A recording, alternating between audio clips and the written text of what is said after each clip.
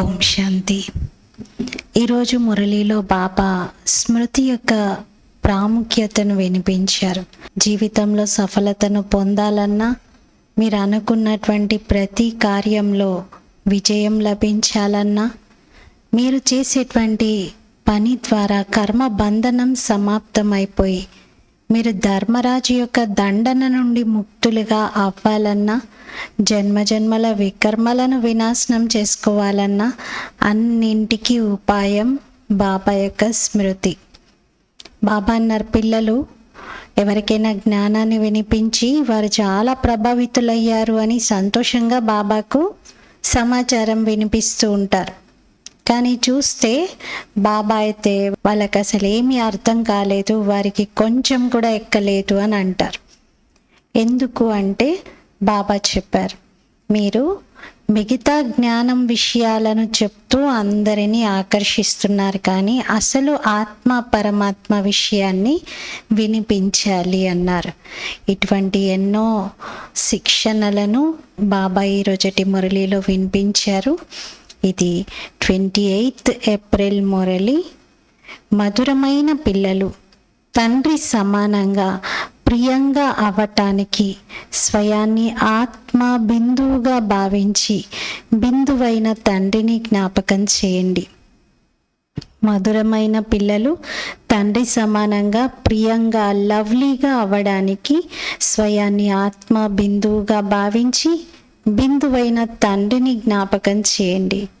ప్రశ్న: స్మృతిలో ఉండేటటువంటి గుప్తమైన ఎడతెగనటువంటి శ్రమ ప్రతి ఒక్క పిల్లలు చెయ్యాలి. ఎందుకు? స్మృతిలో ఉండేటువంటి గుప్తమైన తీవ్రమైన కృషిని ప్రతి ఒక్క పిల్లలు చెయ్యాలి. ఎందుకు అంటున్నారు? జవాబు: ఎందుకంటే స్మృతి చెయ్యకుండా ఆత్మ పాపాత్మ నుండి పుణ్యాత్మగా కాలేదు. ఎప్పుడైతే గుప్తమైన స్మృతిలో ఉంటారో, ఆత్మాభిమానిగా అవుతారో, అప్పుడే వికర్మలు వినాశనం అవుతాయి. ధర్మరాజు శిక్షల నుండి రక్షించుకునేందుకు సాధనం కూడా స్మృతే. మాయా తుఫాన్లు స్మృతిలోనే విఘ్నాలను కలిగిస్తాయి. అందుకే స్మృతి యొక్క గుప్తమైన కృషి చేయండి. అప్పుడే లక్ష్మీనారాయణుల వలె లవ్లీగా ప్రియంగా కాగలుగుతారు. పాట: ఓం నమః శివాయ. ఓం శాంతి. ఈ మహిమ అందరి తండ్రిది. భగవంతుణ్ణి అనగా తండ్రిని స్మృతి చేయడం జరుగుతుంది. వారిని తల్లి తండ్రి అని అంటారు కదా, వారిని గాడ్ ఫాదర్ అని కూడా అంటారు. అయితే మనుషులందరినీ గాడ్ ఫాదర్ అని అయితే అనలేం. ఆత్మీయ పరమాత్మ అన్నప్పుడు మనుషులందరిలో భగవంతుడు ఉంటే అందరూ పరమాత్మ తండ్రి అవుతారా అంటే అలా అందరినీ గాడ్ ఫాదర్ అని అనలేం. లౌకిక తండ్రిని కూడా బాబా అని అంటారు. ఎంతోమంది వారి నాన్నగారిని బాబా అని పిలుస్తారు.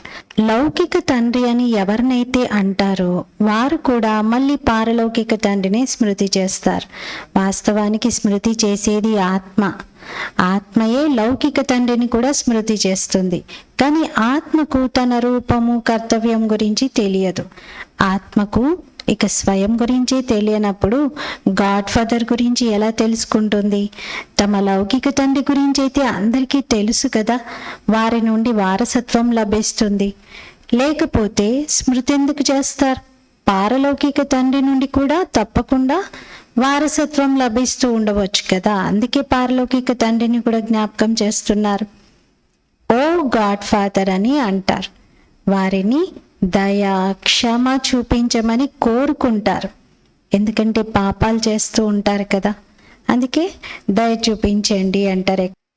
ఇది కూడా డ్రామాలో నిశ్చితమై ఉంది. కానీ ఆత్మని గురించి తెలుసుకోవడం మరియు పరమాత్మని గురించి తెలుసుకోవడం అనేది టఫ్ సబ్జెక్ట్. ఇది కొంచెం కష్టమైన విషయం అంటున్నారు. సహజాతి సహజం మరియు కష్టాతి కష్టం అని కూడా అనవచ్చు. వాస్తవానికి సైన్స్ మొదలైనవి ఎంతగా నేర్చుకొని చంద్రుని వరకు వెళ్ళినా సరే ఈ జ్ఞానం ముందు ఆ జ్ఞానం తుచ్చమైనదనే చెప్పాలి. స్వయాన్ని ఆత్మగా భావిస్తూ తండ్రిని తెలుసుకోవడం ఇది కష్టమైన విషయమే. ఏ పిల్లలైతే స్వయాన్ని బ్రహ్మ కుమారులుగా చెప్పుకుంటారో వారు కూడా స్వయాన్ని ఆత్మగా నిశ్చయం చేసుకోవాలి. ఆత్మనైన నేను బిందువును, నా తండ్రి కూడా బిందువే, ఇది మర్చిపోతారు. ఇది కష్టమైన సబ్జెక్ట్. నేను ఆత్మను అన్నది మర్చిపోతే తండ్రిని స్మృతి చేయడం కూడా మర్చిపోతారు. ముందు స్వయాన్ని ఆత్మగా భావిస్తేనే బాబా గుర్తొస్తారు. దేహి అభిమానులుగా అయ్యే అభ్యాసమే లేదు. ఆత్మ బిందువుగా ఉంది. ఆత్మలోని 84 జన్మల పాత్ర నిశ్చితమై ఉంది. ఆత్మనైన నేను రకరకాల శరీరాలను తీసుకొని పాత్రను అభినయిస్తున్నాను అన్నది పదే పదే మర్చిపోతారు. ఇది అర్థం చేసుకోవాల్సిన ముఖ్యమైన విషయం. ఎందుకంటే మిగతా జ్ఞానం అంతా అందరి బుద్ధిలో వచ్చేస్తుంది. కేవలం ఆత్మ పరమాత్మ జ్ఞానమే వారి బుద్ధిలో లేదు. మనం 84 జన్మలు తీసుకుంటాము, సూర్యవంశీయులుగా చంద్రవంశీయులుగా అవుతాము.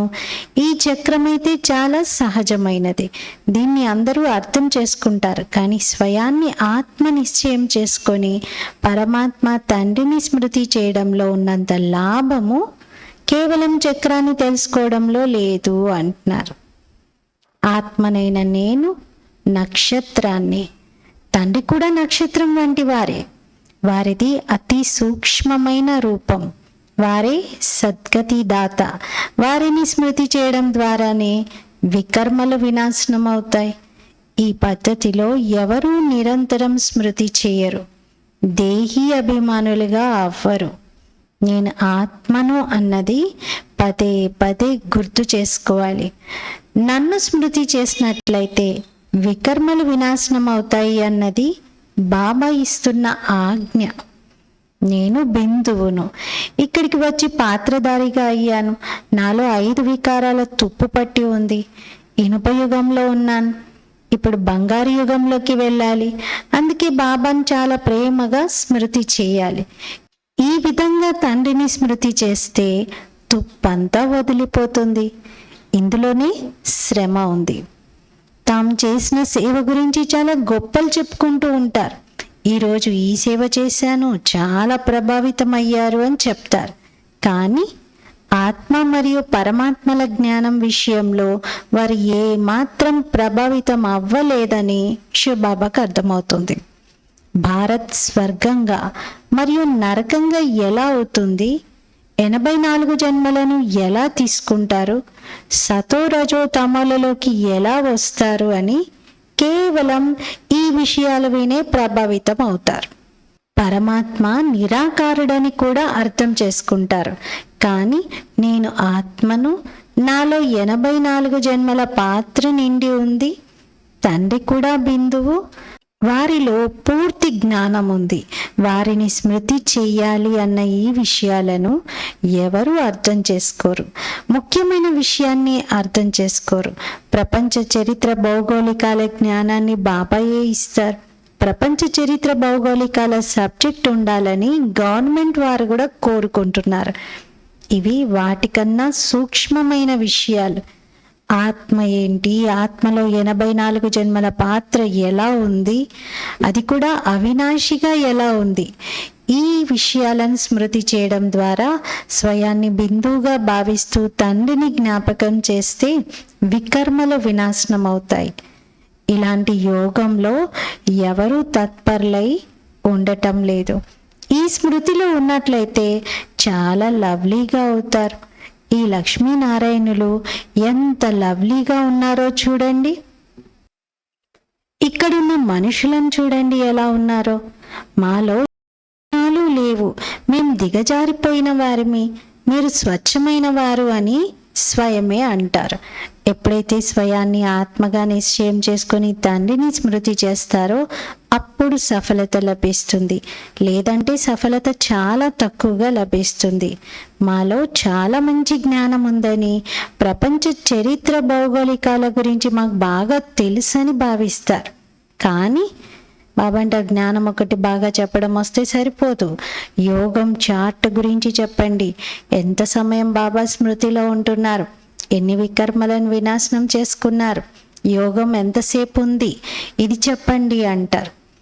ఈ అవస్థలో ఉండేవారు అనగా స్వయాన్ని ఆత్మగా భావిస్తూ తండ్రిని స్మృతి చేసేవారు ఎవరో అరుదుగా ఉంటారు. చాలా మందికి అభ్యాసం లేదు. పిల్లలు కేవలం జ్ఞానం యొక్క చక్రాన్నే బుద్ధిలో తిప్పుతున్నారని బాబాకు అర్థమైపోతుంది. ఇకపోతే నేను ఆత్మను, నేను బాబాతో యోగం జోడించాలి, దీంతో ఇనుప యుగం నుండి బయటకు వచ్చి బంగారు యుగంలోకి వెళ్తాను, ఆత్మనైన నేను తండ్రిని తెలుసుకోవాలి, వారి స్మృతిలోనే ఉండాలి అని ఈ అభ్యాసం చాలా మందికి తక్కువగా ఉంది. చాలామంది వస్తారు కూడా, బాగుంది బాగుంది అని కూడా అంటారు, కానీ లోపల ఎంత తుప్పు పట్టి ఉంది అన్నది వారికి తెలియదు. సుందరంగా ఉన్న స్థితి నుండి శ్యామంగా అయిపోతారు. మళ్ళీ సుందరంగా ఎలా అవ్వాలి, ఇది ఎవ్వరికీ తెలియదు. కేవలం చరిత్ర భౌగోళికాలను తెలుసుకోవడం కాదు, అంటే హిస్టరీ జాగ్రఫీ అర్థమైపోతే సరిపోదు అంటున్నారు. పావనంగా ఎలా తయారవ్వాలి, శిక్షలు అనుభవించకుండా ఉండేందుకు ఉపాయము కేవలం స్మృతిలో ఉండటము. యోగం సరిగ్గా లేకపోతే ధర్మరాజు శిక్షలను అనుభవిస్తారు. ఇది చాలా పెద్ద సబ్జెక్ట్, దీన్ని ఎవరూ తెలుసుకోలేరు. జ్ఞానంలో తమకు తాము అంతా తెలుసని భావిస్తారు. ఇందులో అనుమానం ఏమీ లేదు. ముఖ్యమైన విషయం యోగం. యోగంతో బాబా తేల్చేస్తారు ఎవరు ఎలాంటి స్థితిలో ఉన్నారో. యోగంలో చాలా మంది అపరిపక్వంగా ఉన్నారు. అందుకే తండ్రి అంటారు, జాగ్రత్తగా ఉండండి, కేవలం పండితుల్లాగా అవ్వకండి. నేను ఆత్మను, నేను తండ్రిని స్మృతి చేయాలి, తండ్రి నాకు ఆజ్ఞ ఇచ్చారు, మన్మనాభవ అని. మరి ఇదే మహామంత్రంతో స్వయాన్ని ఒక నక్షత్రంగా భావిస్తూ తండ్రిని కూడా నక్షత్రంగా భావించాలి. అలా తండ్రిని స్మృతి చేయండి. తండ్రి యొక్క పెద్ద రూపమేమీ మీ ముందుకు రాదు. దేహి అభిమానులుగా అవ్వడంలోనే శ్రమ ఉంది. విశ్వానికి మహారాజు మహారాణిగా ఒక్క జంట అవుతారు, కానీ వారికి లక్షలాది మంది ప్రజలు తయారవుతారు. ప్రజలైతే చాలా మంది ఉన్నారు కదా.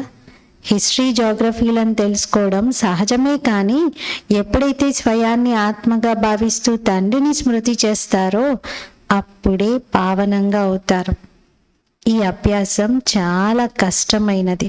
స్మృతి చేయడానికి కూర్చున్నప్పుడు ఎన్నో తుఫాన్లు, విఘ్నాలు కలిగిస్తుంది మాయ.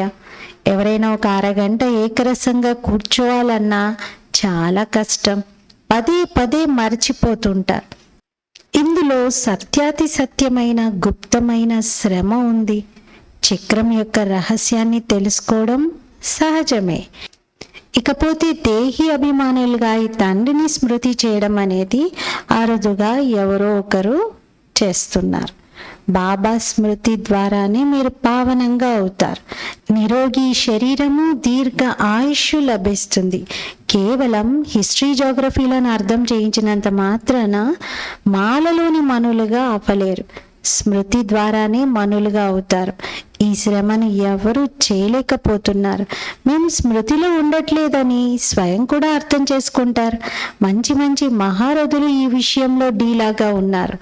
ముఖ్యమైన విషయాన్ని అర్థం చేయించడం రావటం లేదు అంటారు. జ్ఞానం చెప్పడం ఎంతో మందికి వచ్చింది, కానీ ఇప్పుడు బాబా జ్ఞానం చెప్పడానికి ఇంపార్టెన్స్ ఇవ్వట్లేదు. యోగం చెయ్యండి అంటున్నారు. ఎంత స్మృతి చేస్తున్నారు, ఎంత వికర్మలను వినాశనం చేసుకుంటున్నారు. ఆత్మ ఎంతో చిన్ననిది, అందులో 84 జన్మల పాత్ర నిండి ఉంది. ముందుగా ఈ విషయాన్ని బుద్ధిలోకి తీసుకురావాలి, తర్వాత చక్రాన్ని స్మృతి చేయాలి. ముఖ్యమైన విషయం యోగం. యోగి అవస్థ ఉండాలి. పాపాత్ముల నుండి పుణ్యాత్ములుగా అవ్వాలి. యోగంతోనే ఆత్మ పవిత్రంగా అవుతుంది. యోగ బలం కలవారే ధర్మరాజు శిక్షల నుండి రక్షింపబడగలుగుతారు. ఈ కృషిని అతి కష్టం మీద ఎవరో కొందరు చేస్తారు. మాయా తుఫాన్లు కూడా చాలా వస్తాయి. ఇది చాలా తీవ్రమైన గుప్తమైన కృషి. లక్ష్మీనారాయణులుగా అవ్వడము పిన్నమ్మ ఇంటికి వెళ్ళినంత సులువేమీ కాదు. ఇది అభ్యాసమైనట్లయితే ఇక నడుస్తూ తిరుగుతూ తండ్రి స్మృతి కలుగుతూ ఉంటుంది. దీనినే యోగం అని అంటారు. ఇకపోతే జ్ఞానం విషయాలనైతే చిన్న చిన్న పిల్లలు కూడా అర్థం చేసుకుంటారు. చిత్రాలలో యుగాలు మొదలైనవి అన్నీ చూపించడం జరిగింది. ఇది సాధారణమైన విషయం. ఏదైనా కార్యాన్ని ప్రారంభించినప్పుడు స్వస్తికను దిద్దుతారు. ఇది సత్య, త్రేత మొదలైన యుగాలకు గుర్తు. ఇకపోతే పైన చిన్నని సంగమ యుగం ఉంది. ముందు స్వయాన్ని ఆత్మగా భావిస్తూ తండ్రిని స్మృతి చేస్తూ ఉన్నట్లయితే అప్పుడే ఆ శాంతి వ్యాపించగలదు. యోగము ద్వారా వికర్మలు వినాశనమవుతాయి. మొత్తం ప్రపంచమంతా ఆత్మ పరమాత్మల గురించి మర్చిపోయింది. కొందరు పరమాత్మ వేలాది సూర్యుల కన్నా తేజోమయుడు అని అంటారు. కానీ అదెలా సాధ్యము? ఎందుకంటే ఆత్మే పరమాత్మ అని అన్నప్పుడు ఇక ఇరువురు ఒకటే అయినట్లు కదా. చిన్న పెద్ద అన్న తేడా ఏమీ ఉండదు. దీని గురించి కూడా అర్థం చేయించాలి. ఆత్మరూపము బిందువు. ఆత్మనే పరమాత్మ అయినప్పుడు పరమాత్ముడు కూడా బిందువే అయినట్లు కదా. ఇందులో తేడా ఏమీ ఉండదు. అందరూ పరమాత్మ అయినట్లయితే అందరూ రచయితలే అవుతారు. సర్వుల సద్గతి చేసేవారైతే ఒక్క తండ్రియే కదా. ఇకపోతే ప్రతి ఒక్కరికి తమ తమ పాత్ర లభించి ఉంది. దీనిని బుద్ధిలో కూర్చోబెట్టుకోవాలి. ఇది అర్థం చేసుకోవాల్సిన విషయం. బాబా అంటారు, నన్ను స్మృతి చేసినట్లయితే తుప్పు వదిలిపోతుంది. ఇందులో శ్రమ ఉంది. అర్థకల్పం నుండి దేహాభిమానులుగా ఉన్నారు. సత్యయుగంలో దేహీ అభిమానులుగా ఉన్నా కానీ తండ్రి పరిచయం లేదు. అంటే పరమాత్మని గురించి తెలియదు, జ్ఞానం గురించి తెలియదు. ఈ సమయంలో మీకు ఏదైతే జ్ఞానం లభిస్తుందో అది మాయమైపోతుంది.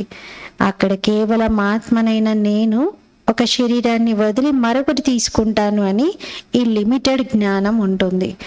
పాత్రను అభినయిస్తారు. ఇందులో చింతించే విషయం ఏముంది? ప్రతి ఒక్కరూ తమ తమ పాత్రను అభినయించాలి. ఏడిస్తే ఏమవుతుంది? ఇది అర్థం చేయించడం జరుగుతుంది.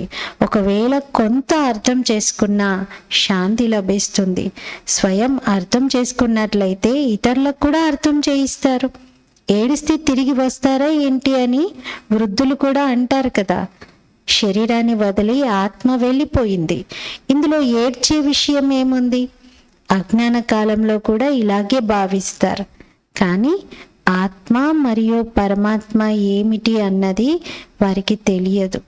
ఆత్మలో మాలిన్యం చేరింది, కానీ వారు ఆత్మ నిర్లేపి అని భావిస్తారు. ఇవన్నీ చాలా సూక్ష్మమైన విషయాలు. చాలా మంది పిల్లలు స్మృతిలో ఉండట్లేదని బాబాకు తెలుసు. కేవలం అర్థం చేయించడం వలన ఏమవుతుంది? చాలా ప్రభావితులయ్యారు అని అంటారు. కానీ దాని ద్వారా వారి కళ్యాణం ఏమీ జరగలేదు. ఆత్మ పరమాత్మల పరిచయం లభించినప్పుడే మేము వారి పిల్లలమని అర్థమవుతుంది. తండ్రే పతిత పావనుడు. వారు వచ్చి మనల్ని దుఃఖం నుండి విడిపిస్తారు. వారు కూడా బిందువే. కావున తండ్రిని నిరంతరం స్మృతి చేయాలి. ఇకపోతే చరిత్ర భౌగోళికాలను తెలుసుకోవడం పెద్ద గొప్ప విషయం ఏమీ కాదు. అర్థం చేసుకునేందుకు వస్తారు, కానీ నేను ఆత్మను అనే స్థితిలో తత్పరులై ఉండాలి. ఇందులోనే శ్రమ ఉంది. ఆత్మ పరమాత్మల విషయం గురించి మీకు కూడా తండ్రియే వచ్చి అర్థం చేయిస్తారు. సృష్టి చక్రమైతే సహజమే. ఎంత వీలైతే అంత లేస్తూ కూర్చుంటూ దేహీ అభిమానులుగా అయ్యే కృషి చెయ్యాలి. దేహీ అభిమానులు చాలా శాంతిగా ఉంటారు. నేను సైలెన్స్లోకి వెళ్ళాలి, నిరాకారి ప్రపంచంలోకి వెళ్ళి విరాజమానం అవ్వాలి, నా పాత్ర ఇప్పుడు పూర్తయింది అని భావిస్తారు. తండ్రి రూపాన్ని చిన్న బిందువుగా భావిస్తారు. వారు పెద్ద లింగమేమీ కాదు. బాబా చాలా చిన్నగా ఉంటారు, కానీ వారు నాలెడ్జ్ఫుల్, సర్వుల సద్గతి దాత. రూపములో బిందువు, గుణాలలో సింధువు అని అంటారు.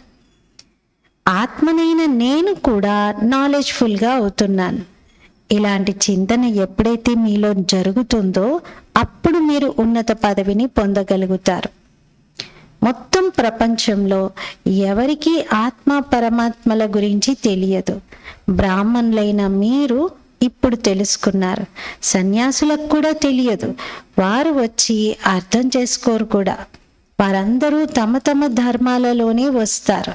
లెక్కాచారాలను సమాప్తం చేసుకొని వెళ్తారు. మీరే ఈ కృషి చేసినట్లయితే తండ్రి నుండి వారసత్వం లభిస్తుంది. ఇప్పుడు మళ్ళీ దేహీ అభిమానులుగా అవ్వాలి. మనస్సు ఆత్మలో ఉంది కదా. ఆత్మయే మనస్సును తండ్రితో జోడించాలి. మనస్సు శరీరంలో లేదు. శరీరానికైతే అన్ని స్థూలమైన ఇంద్రియాలు ఉన్నాయి. మనస్సును జోడించడం అనేది ఆత్మ కర్తవ్యం. మనస్సు అనేది ఆత్మ యొక్క సంకల్ప శక్తి. స్వయాన్ని ఆత్మగా భావిస్తూ తండ్రైన పరమాత్ముడితో మనసును జోడించాలి. ఆత్మ చాలా సూక్ష్మమైనది. ఆత్మ ఎంత చిన్నది, సూక్ష్మమైనది, కానీ ఎంతటి పాత్రను అభినయిస్తున్నది. ఇది సృష్టి అద్భుతం. ఇంత చిన్న ఆత్మలో ఎంతటి అవినాశి పాత్ర నిండి ఉంది. అది ఎప్పటికీ నశించదు. ఆత్మ చాలా సూక్ష్మమైనది. మీరు ప్రయత్నించినా సరే పెద్ద వస్తువులే గుర్తుకొస్తాయి. ఆత్మనైన నేను చిన్నని నక్షత్రాన్ని. తండ్రి రూపం కూడా చిన్నదే. పిల్లలైన మీరు మొట్టమొదట ఈ కృషి చెయ్యాలి. ఇంత చిన్న ఆత్మే ఈ సమయంలో పతితంగా అయ్యింది. ఇది ఆత్మను పావనంగా చేసుకునేందుకు మొట్టమొదటి ఉపాయం. చదువుకోవాలి. ఇకపోతే ఆటపాటలు వేరే విషయం. ఆడుకోవడం కూడా ఒక కళయే. చదువు ద్వారా పదవి లభిస్తుంది. కానీ ఊరికే ఆటపాటలు ఆడుతూ ఉంటే పదవి లభించదు. ఆటలు మొదలైనటువంటి వాటి డిపార్ట్మెంట్ వేరుగా ఉంటుంది. దానికి జ్ఞానం మరియు యోగంతో సంబంధం లేదు. భోగ్ పెట్టడం మొదలైనవి కూడా ఆటనే. ముఖ్యమైనది స్మృతి. భోగ్ పెట్టడము అంటే ఇక్కడ ట్రాన్స్లోకి వెళ్ళడం, వతంలోకి వెళ్ళడం, ఎక్కువ అక్కడ దృశ్యాలను చూసి రావడం, అది ఒక ఆట. అంతేకాని రోజు భోగ్ పెట్టకూడదా, ఆటే అన్నారు కదా బాబా అని అలా కాదు. మనం బాబాకి రెస్పెక్ట్గా భోజనంలో శక్తిని నింపండి అంటూ బాబాకి భోగ్ని ఆఫర్ చేస్తాం. అది చెయ్యాలి. కానీ ట్రాన్స్లోకి వెళ్ళి వెరైటీ దృశ్యాల అనుభవాలు చేసుకుంటూ ఉండడం అదంతా ఒక ఆట అంటున్నారు. अच्छा, मीठे मीठे सिकीलते बच्चों प्रति मात पिता बाप दादा का याद प्यार और गुड मॉर्निंग. रूहानी बाप की रूहानी बच्चों को नमस्ते. हम रूहानी बच्चों की रूहानी बाप दादा को याद प्यार गुड मॉर्निंग और नमस्ते. मेरा बाबा मीठा बाबा प्यारा बाबा शुक्रिया बाबा. ధారణ కొరకు ముఖ్య సారం. ఫస్ట్ పాయింట్, ధర్మరాజు శిక్షల నుండి రక్షింపబడేందుకు స్మృతి యొక్క గుప్తమైన కృషి చెయ్యాలి. పావనంగా అయ్యే ఉపాయము స్వయాన్ని ఆత్మగా భావిస్తూ బిందువైన తండ్రిని స్మృతి చేయడం. అంటే స్వయాన్ని కూడా బిందువుగా భావిస్తూ బిందువైన తండ్రిని జ్ఞాపకం చేయాలి. సెకండ్ పాయింట్, జ్ఞానంలో నాకంతా తెలుసు అని అనుకోకూడదు. ఏకరస స్థితిని తయారు చేసుకుని అభ్యాసం చేయాలి. తండ్రి ఏదైతే ఆజ్ఞాపిస్తూ ఉన్నారో దానిని పాటించాలి. ఫస్ట్ పాయింట్లో బాబా ఏం చెప్తున్నారు, ధర్మరాజు శిక్షల నుండి రక్షించుకోవడానికి కృషి చేయండి, గుప్తంగా చేయండి, స్మృతిలో ఉండేటువంటి కృషి. అలాగే పావనంగా అయ్యే ఉపాయం చెప్తున్నారు, బిందువుగా భావిస్తూ బిందువు తండ్రిని జ్ఞాపకం చేయడం. సెకండ్ పాయింట్లో నాకంతా తెలుసని అహం వద్దు, ఏకరస స్థితిని తయారు చేసుకునే అభ్యాసంలో ఉండండి, ఆజ్ఞలను పాటించండి అంటున్నారు. వరదానం, ప్రతి కర్మ చేస్తూ కమల ఆసనంపై విరాజమానమై ఉండే సహజ మరియు నిరంతర యోగి భవ. ప్రతి కర్మ చేస్తూ కమల ఆసనంపై విరాజమానమై ఉండే సహజ మరియు నిరంతర యోగి భవ. వివరణ, నిరంతరం యోగయుక్తంగా ఉండటానికి కమల పుష్ప ఆసనంపై సదా విరాజమానమై ఉండండి. కానీ ఎవరైతే లైట్గా ఉంటారో వారే కమల ఆసనంపై స్థితులవ్వగలుగుతారు. ఏ విధమైన భారము అనగా బంధనము ఉండకూడదు. మనసులోని సంకల్పాల భారము, సంస్కారాల భారము, ప్రాపంచిక వినాశీ వస్తువుల ఆకర్షణ వలన కలిగే భారము, లౌకిక సంబంధీకుల మమకారం వలన కలిగే భారము, ఎప్పుడైతే ఈ అనేక రకాల భారాలు సమాప్తమవుతాయో అప్పుడు కమల ఆసనంపై విరాజమానమయ్యే నిరంతర యోగులుగా కాగలుగుతారు. ఇన్ని రకాల భారాలన్నింటినీ సమాప్తం చేసుకోవాలి. స్లోగన్: సహనశీలత గుణాన్ని ధారణ చేసినట్లయితే అసత్యత యొక్క ఆధారాన్ని తీసుకునే అవసరం ఉండదు. సహనశీలత గుణాన్ని ధారణ చేస్తే అసత్య మార్గాలను ఎంచుకునే అవసరం ఏర్పడదు అంటున్నారు. అవ్యక్త ప్రేరణలు: మహాన్గా అయ్యేందుకు మధురత మరియు నమ్రత గుణాలను ధారణ చేయండి. ఎవరి సంస్కారాలైతే సరళంగా మధురంగా ఉంటాయో ఆ సంస్కారాలు స్వరూపంలో కనిపిస్తాయి. ఎప్పుడైతే సంస్కారాలు బాప్దాదా సమానంగా అవుతాయో అప్పుడు బాప్దాదా స్వరూపము అందరికీ కనిపిస్తుంది. బాప్దాదా ఎలా ఉంటారో అవే గుణాలు, అదే కర్తవ్యం, అవే మాటలు, అవే సంకల్పాలు అనుభవం అవుతాయి. వీరు వారిలాగే కనిపిస్తున్నారు అని అప్పుడు అందరి నోటి నుండి వెలువడుతూ ఉంటుంది. ఈరోజు స్వమానము: నేను సహజ మరియు నిరంతర యోగిని. నేను ఆత్మను, సహజ మరియు నిరంతర యోగిని. రోజంతా ప్రతి కర్మ చేస్తూ కమల ఆసనం పైన స్థితులవుదాం. అంటే ఏ పని చేస్తూ ఉన్నా న్యారా ప్యారా స్థితిలో ఉండి చెయ్యాలి. అప్పుడు ఏ బంధనంలో చిక్కుకోము. ఓం శాంతి.